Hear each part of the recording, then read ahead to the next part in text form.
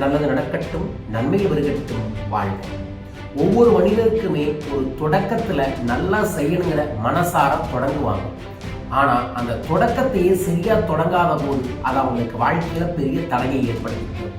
அதனாலதான் முதல் கோணல் முற்றிலும் கோணல் என்று நம்ம தமிழ் சொல்லுவாங்க.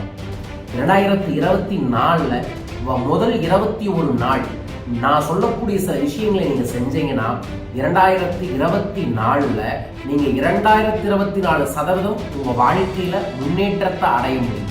செல்வ செழிப்பான வாழ்க்கையை உருவாக்க முடியும். ஆனந்தமான வெற்றிகரமான வாழ்க்கையை உருவாக்க நீங்க செய்ய வேண்டிய மிக முக்கியமான 6-7 விஷயங்களை இன்றைய நேரடி ஒளிபரப்புல உங்களுக்காக கொடுக்க இருக்கு. இதை முழுமையா பாருங்க, முழுமையா இதை எடுத்து செயல்படுத்த ஆரம்பிங்க. ஏன்னா வாழ்க்கை என்பது வாழ்வதற்கு வெல்வதற்கு தானே தவிர வீழ்வதற்கல்ல. விதிவந்தால் சாகும் சில பல விந்தை மனிதர்களைப் போல வீழ்ந்து விடாமல் வாழ்க்கையில முன்னேறணும், நம்ம நல்லா இருக்கணும், நம்ம குடும்பத்தை ரொம்ப நல்லா வச்சிருக்கணும், அதன் மூலமாக வாழ்க்கையில மிகப்பெரிய சாதனை புரியணும் என்கின்ற மனப்பான்மையில் இருக்கிறவங்க மட்டும் இன்றைய நேரடி ஒளிபரப்பை முழுமையா பாருங்க. ஏன்னா இது அவர்களுக்கான பதிவு. தொடக்கம் சரியாக இருந்தால் முடிவும் சரியாக இருக்கும். தொடக்கத்தை தெளிவாக தொடங்க 2024 செய்ய வேண்டிய 7 விஷயம். முதல் விஷயம், ஒவ்வொரு நாளும் பிரம்ம முகூர்த்த நேரத்தில் எழுந்து கொள்ளுங்கள். காலையில் யார் ஒருவர் சூரியனுக்கு முன் எழுந்து கொள்கிறார்களோ அவர்கள் சூரியனை விட சூரியன் உதிக்கும் முன் நீங்கள் எழுந்தால் சூரியனை விட உயரமாக நீங்கள் வாழ்வில் முன்னேறுவீர்கள். சூரியனோட பிரகாசமான வாழ்வை உங்களுக்கு உருவாக்கி கொள்ள முடியும். இந்த பிரம்ம முகூர்த்த நேரம்னா என்ன? காலையில 4 மணிலிருந்து 6 மணி. இந்த 4 மணிலிருந்து 6 மணிக்குள்ள நம்ம எண்ண ஓட்டங்கள் முழுமையாக ஒருநிலையோட இருக்கும், தெளிவாக இருக்கும். எண்ண ஓட்டங்கள்ல காலையில பிரம்ம முகூர்த்த நேரத்துல எதை பதிய வைக்கின்றமோ அது நடந்தே தீரும் வாழ்க்கையில. அதனாலதான் காலை கனவு பழிக்கும் என்றும் நமது முன்னோர்கள் சொல்லுவார்கள். பெரிய பெரிய கோயில்கள் நடக்கக்கூடிய பூஜைகள், பெரிய பெரிய சூட்சமான மந்திர ஜபங்கள் அத்தனையுமே இந்த நேரத்துல தான் பண்றாங்க. இந்த பாடிக்கு கிளாக் டைம் இருக்கு. அதன்படி நம்ம மைண்டுக்கான கிளாக் டைம் அப்படிங்கிறது மார்னிங் 4 AM to 6 AM. இதைய பிரம்ம முகூர்த்தம், பிரம்மம்னா தொடக்கம், உருவாக்கக்கூடியவர் அர்த்தம். உங்க வாழ்க்கையை நீங்க என்னவா உருவாக்கணும்னு நினைக்கிறீங்களோ அப்படி நினைக்கிறவங்க 4 மணிலிருந்து 6 மணிக்குள்ள அதற்குரிய செயல்பாடுகளை செய்யுங்கள், அதற்குரிய முயற்சிகளை செய்யுங்கள். அது உங்களுக்கு ஒரு பெரிய வெற்றியை ஏற்படுத்தி தரும். ஸோ 2024 செய்ய வேண்டிய முதல் விஷயம், பிரம்ம முகூர்த்த நேரத்துல எழுந்து நல்ல விஷயங்களை, வாழ்க்கையில முன்னேறக்கூடிய விஷயங்களை செய்யணும். அது மந்திர ஜபமாக இருக்கலாம், பூஜையாக இருக்கலாம், தியானமாக இருக்கலாம், உடற்பயிற்சியா இருக்கலாம். அப்படி என்ன இருக்கலாம், அதை அடுத்தடுத்த பதிவு செய்ய போறேன். ஸோ முதல் பிரம்ம முகூர்த்த நேரத்தில் எழுந்து கொள்வது. 2வது விடிவெள்ளி பிரார்த்தனை. இந்த பிரார்த்தனை நான் நிறைய இடத்துல சொல்லியிருக்கேன், உங்களுக்கும் சொல்றேன். விடிவெள்ளினா என்ன? பிரம்ம முகூர்த்த நேரத்துல சுமாரா ஒரு 4 மணிலிருந்து 5:30 மணிக்குள்ள கிழக்கு திசையில பார்த்தீங்கன்னா வெள்ளைய ஒரு நட்சத்திரம் தெரியும். வெள்ளையும் மஞ்சளும் சேர்ந்த ஒரு நட்சத்திரம் தெரியும்.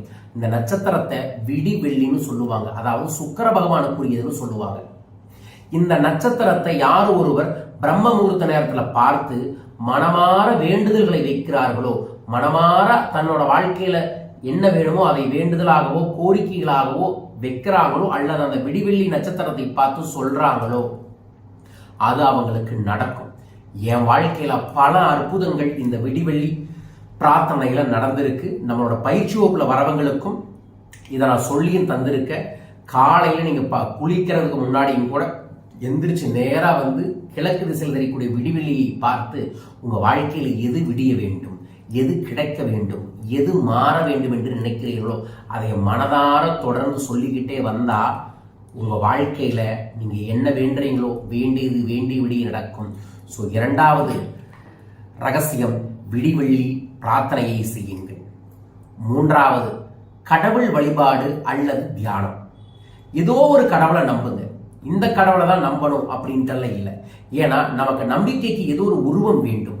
அந்த உருவத்திற்கு ஒரு தெய்வத்தை வைத்துக் கொள்ளலாம், அல்லது உங்களையே உருவமாக வைத்துக்கொண்டு உருவ தியானமாக நீங்க செய்யலாம், அல்லது மந்திர ஜபம் கூட செய்யலாம். ஸோ தினமும் ஒரு 5 to 10 நிமிடங்கள் நீங்க இதை செஞ்சீங்கன்னா உங்க மனம் ஒருநிலைப்படும், மந்திரம் என்பதை மனம் பிளஸ் திறன் ஈக்குவல் டு மந்திரம். மனதை திறன்படுத்துவதற்கு மந்திரம். மனதை திறன்படுத்தி நீங்க எதை செய்தாலும் அதில் நீங்க வெல்வீங்க. ஸோ மனதை திறன்படுத்த, திறமைப்படுத்த, மனதை தெளிவுபடுத்த தினமும் நீங்கள் ஒரு தீபத்தை ஏற்றி அந்த தீபத்தை தியானமாக செய்யலாம். அல்லது ஏதோ ஒரு சாமி படத்தை பார்த்துட்டு அமைதியாக சாமி கிட்ட நீங்க மனசார சில விஷயங்களை பேசலாம். உங்க வீட்டுல சிலைகள் இருந்துச்சுன்னா சிலைகளுக்கு பூஜை பண்ற மாதிரி சிலைகளை பார்த்து சொல்லலாம், விளக்குகளை பார்த்து சொல்லலாம். அல்லது ஏதோ ஒரு கண்ணை மூடி உங்களுக்குள்ள ஏதோ ஒரு உருவத்தை நினைத்து தியானமாகவும் கடவுளை நினைத்து தியானமாகவும் செய்யலாம். அப்படி செய்யும் போது மனம் ஒருநிலைப்படும். ஒருநிலைப்படக்கூடிய மனம் இந்த பிரபஞ்சத்தில் எதையும் செய்யும். நீங்கள் செய்ய இதை செய்யுங்கள். இது மூணாவது விஷயம். நாலாவது, நற்சொற்களை எழுதுவது. அது என்னங்க நற்சொற்களை எழுதுவது அப்படின்னு கேட்டீங்கன்னா, உங்க வாழ்க்கையில என்ன வேணும்னு நினைக்கிறீங்களோ அதையெல்லாம் கிடைத்து விட்டது என்கின்ற வார்த்தையில நல்ல சொற்களாக தினமும் ஒரு பக்கமாவது எழுதுங்க. நான் ஆரோக்கியமாக இருக்கின்றேன், நான் செல்வ செழிப்பாக இருக்கின்றேன், நான் கோடீஸ்வரன், நான் ஆனந்தமான வாழ்க்கையை வாழ்ந்து கொண்டிருக்கின்றேன், நான் BMW காரை ஆனந்தமாக பயன்படுத்திக் கொண்டிருக்கின்றேன், நானும் என் மனைவியும் மகனும் ஆனந்தத்துடன் செல்வ செழிப்புடன் வாழ்ந்து கொண்டிருக்கின்றோம், நான் தான் உலகிலேயே மிகச்சிறந்த வெற்றியாளன் போன்ற நேர்மறை சொற்களை தினமும் ஒரு 10 லைனாவது எழுதி அதை வாய் விட்டு சொல்லுங்க. இப்படி சொல்லும் பொழுது நமக்கு என்ன நடக்கும்னா, நம்ம ஆழ்மனதில் போய் இந்த நேர்மறை சொற்கள் எழுத்துக்கள் மூலமாகவும் வார்த்தைகள் மூலமாகவும் எண்ணங்கள் மூலமாகவும் பதியும். எண்ணம் போல் வாழ்க்கை அப்படிங்குவாங்க. வார்த்தையிலிருந்து எண்ணம் உருவாகிறது, எண்ணங்களில் இருந்து செயல்கள் உருவாகின்றன, செயல்களை செய்யும் பொழுது வெற்றி உருவாகிறது. ஸோ வெற்றி உருவாக செயல் வேண்டும், செயல் உருவாக எண்ணம் வேண்டும், எண்ணம் உருவாக வார்த்தை வேண்டும். அந்த வார்த்தை தான் வாழ்க்கை. அப்படிப்பட்ட வாழ்க்கை, என்ன வாழ்க்கை வாழ வேண்டும் என்று நினைக்கிறீர்களோ அதற்குரிய வார்த்தையை தினம் தினமும் எழுதுங்கள். என்ன வாழ்க்கையை வாழ வேண்டும் என்று நினைக்கிறீர்களோ அதற்குரிய வார்த்தையை தினம் தினமும் எழுதுங்கள். எழுதுறீங்களா? எழுத எழுத என்ன ஆகும்? எழுதுறதெல்லாம் நடக்கும், எழுதுறதெல்லாம் கிடைக்கும், எழுதுறதெல்லாம் உங்க வாழ்க்கையில நிச்சயமாக அனுபவிப்பீங்க. ஸோ எழுதுங்கள். எழுதுவது உங்க மூளையை இயக்கும். மூளை இருக்கிறவங்க எழுதுவாங்க. ஸோ மூளைக்கான பயிற்சியாகவும் இருக்கும், ஆழ்மனதுக்கான பயிற்சியாகவும் இருக்கும், உங்க வாழ்க்கையை முன்னேற்றக்கூடிய பயிற்சியாகவும் இருக்கும் நற்சொற்களை எழுதுவது. அடுத்தது படிப்பது, புத்தகம் படிப்பது. மோர் லேர்னிங் இஸ் மோர் ஏர்னிங் அப்படின்னு சொல்லுவாங்க. நீங்க உங்க வாழ்க்கையில உங்க கற்றல் தான் உலகிலேயே மிகப்பெரிய செல்வம். செல்வத்துள் செல்வம் செவிச்செல்வம் அப்படிங்குவாங்க. அந்த செவிக்கு செல்வம் வேண்டுமென்றால் நிறைய படியுங்க. படிச்சதை நிறைய பேர் கலந்து ஆலோசிச்சு கொள்ளுங்க. அப்படி ஆலோசிக்கும் போது அதன் மூலமா உங்களுக்கு அறிவு பெருகும். அறிவு செல்வம் தான் உலகிலேயே சிறந்த செல்வம். அதனால இந்த 2024 வெற்றிகரமா வேணும்னா ஒரு நாளைக்கு 5 பக்கங்களாவது நீங்கள் புத்தகங்கள் படிக்க வேண்டும். அவ்வாறு நீங்கள் படிக்கக்கூடிய புத்தகங்கள் உங்கள் வாழ்க்கையை முன்னேற்றும். 5 பக்கங்கள் தினமும் படிக்கலாமா? எது வேணாலும் படிக்கலாம்.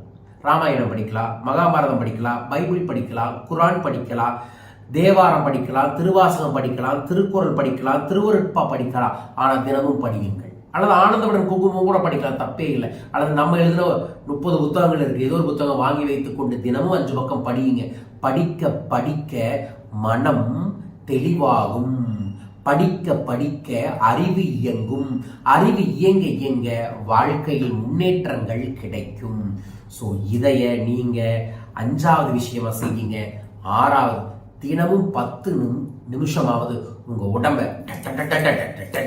வைப்ரேட் பண்ணுங்க. எஸ், துள்ளி விளையாடக்கூடிய வயதுல துள்ளி விளையாடாம விட்டோம்னா வாழ்நாள் முழுவதும் நம்ம நடக்கவே முடியாது, நடக்க கூட முடியாது. இந்த உடல் எப்படி இருக்கணும்னு மகாகவி பாரதியார் சொல்றானா, செவுத்துல இருக்கிற பந்து மாதிரி அடிச்சோடு திரும்பி வரணுமா, அப்படி இருக்கணுமா உடல், அப்படி சுறுசுறுப்பா இருக்கணுமா. நம்ம உடல் சுறுசுறுப்பாக இருக்க நம்ம செய்ய வேண்டிய மிக முக்கியமான விஷயம், ஒரு நாளைக்கு ஒரு 10 நிமிஷமாவது ரொம்ப வேகமான ஏதோ ஒரு பயிற்சியை செய்யணும். அந்த உடற்பயிற்சி யோகாவாக இருக்கலாம், அல்லது தோப்புக்கரணம் போடுவதாக இருக்கலாம், நடையோ ஓட்டமோ நீச்சலோ சைக்கிளிங்கோ அல்லது ஏதோ ஒரு விளையாட்டோ. ஒரு நாளைக்கு ஒரு 10 நிமிஷம் உங்க உடம்புல இருந்து வேர்வைகளை வெளியே தள்ளுற மாதிரி, வேகத்தை அதிகப்படுத்துற மாதிரி, உத்வேகத்தை கொடுக்குற மாதிரி, உற்சாகத்தை கொடுக்குற மாதிரி ஏதோ ஒரு விஷயத்த செய்யுங்க. ஏன்னா ஹெல்த் இஸ் வெல்த். இந்த உடம்புல உத்தமன் வாழ்றாங்கன்னு நம்ம பெரியவங்க சொல்றாங்க. இந்த உடம்பு தான் அத்தனைக்கும் காரணம். உடம்பை வளர்த்தேன் உயிர் வளர்த்தேனே, உடம்பை வளர்க்கும் உபாயம் கண்டேன், உடம்பை வளர்த்தேனே உயிர் வளர்த்தேனே என்று சொல்கிறார்கள். இந்த உடம்புல தான் அத்தனையுமே ரகசியம். நம்ம உலகத்தில் வாழ தகுதியான ஒரே இடம் இந்த உடல். ஸோ இந்த உடம்பை பேணி காற்றுக் கொள்ளுங்கள். அந்த உடம்புக்கு தினமும் 10 நிமிஷமாவது ஒரு பயிற்சியை கொடுங்க. அடுத்தது ஒரு நாளைக்கு 3 நேரம் நல்லா சாப்பிட்றோம் தானே, அந்த 3 நேரத்துல ஒரு நேரம் இந்த ஆண்டுல பழங்களா எடுத்துக்கங்க. இறைவன் சமைத்த உணவுன்னு நான் சொல்லுவேன். ஃப்ரூட்ஸ், ஃப்ரெஷ் ஃப்ரூட்ஸ், தேங்காயை எடுங்க, வாழைப்பழம் எடுங்க, காஸ்ட்லியான பழங்கள்லாம் எடுங்க, எடுக்காம போங்க. நம்ம ஊர்ல ரொம்ப இயல்பாக கிடைக்கக்கூடிய தேங்காய், வாழை வைக்கும் பழம், வாழைப்பழம், பப்பாளி, இந்த 3ல ஏதோ ஒரு பழத்தை காலை உணவாக வெறும் வயிற்றில் எடுத்துக்கொள்ளுங்கள். ஏன்னா இந்த மாதிரியான உயிர்ச்சத்து இருக்கக்கூடிய உணவுகளை எடுத்தால் உயிர் ஆற்றல்கள் பெருக்கும். இயற்கை உணவை நாம் எடுத்துக்கொண்டால் இயற்கையுடன் பிணைப்புடன் இருப்போம். பிரபஞ்சத்துடன் ஒரு நல்ல தொடர்புகள் ஏற்படும். ஸோ பிரபஞ்ச தொடர்புகள் ஏற்பட, இயற்கைக்கான தன்மையை நமக்கு ஏற்பட, மனநிலை ரொம்ப அமைதியா ஆனந்தமாக இருக்க, நம்பிக்கையோடு இருக்க தினமும் ஒரு நேரம் ஃப்ரூட்ஸ் சாப்பிடுங்க. பெரிய பெரிய ஃப்ரூட்ஸ் எல்லாம் ட்ரை பண்ணாட்டியும் பரவாயில்லைங்க. தேங்காய், வாழைப்பழம், பப்பாளி, கொய்யாய் பழம் என்கின்ற நம்ம ஊர் பழங்களையே சாப்பிடுவது ரொம்ப ரொம்ப நல்லதுங்க. கடைசியா சொல்லக்கூடிய 7வது விஷயம், பயணம் செய்யுங்க. Travel your self. பயணம் செய்யும் போது பல அனுபவங்கள் கிடைக்கும். அந்த பல அனுபவங்கள் தான் பல வாய்ப்புகளை உருவாக்கும். அது பல சூழல்களை நாம் செயல்படுத்தி வெற்றி பெற முடியும். ஸோ என் வாழ்க்கையில் ரொம்ப பிடிச்சது எனக்கு பயணம் தான். சென்ற வாரம் இலங்கை போயிட்டு வந்தேன், இந்த வாரம் சென்னை போறேன், இந்த 2 நாள்ல சென்னை போறேன், அடுத்த வாரம் மறுபடியும் சிங்கப்பூர் போறேன். இந்த பயணங்கள்ல பல்வேறு விதமான அனுபவங்கள் கிடைக்குது. தெரியாத ஊர்ல தெரியாத மனிதர்களிடம் நம்ம பழகும் போதுதான் தெரியாத பல விஷயங்களை கற்றுக்கொள்ள முடியும். இந்த பஞ்ச் டயலாக நோட் பண்ணிக்கோங்க. தெரியாத இடத்துல தெரியாத மனிதர்களுடன் தெரியாத பயணத்தை நாம் செய்யும் பொழுது தெரியாத விஷயத்தை தெரிந்து கொள்ள முடியும். அவ்வாறு தெரிந்து கொள்ளக்கூடிய விஷயம்தான் நம் வாழ்க்கையை முன்னேற்றும். புரிஞ்சுதுங்களா?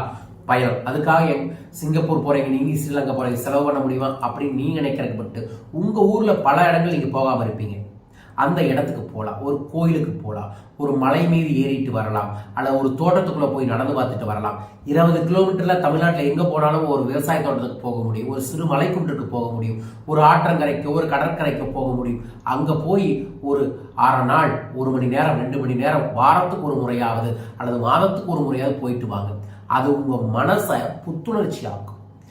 செய்வதையே செய்து கொண்டிருந்தால் நடப்பதே நடக்கும், கிடைப்பதே கிடைக்கும். வேற ஏதாவது வாழ்க்கையில மாற்றி செய்திகள் என்றால் மட்டுமே வாழ்க்கையில் புது விஷயங்கள் நடக்கும். உங்க வாழ்க்கையில் அப்படி புதுசு ஏதாவது நடக்கணும்னா பயணம் செய்யுங்கள்.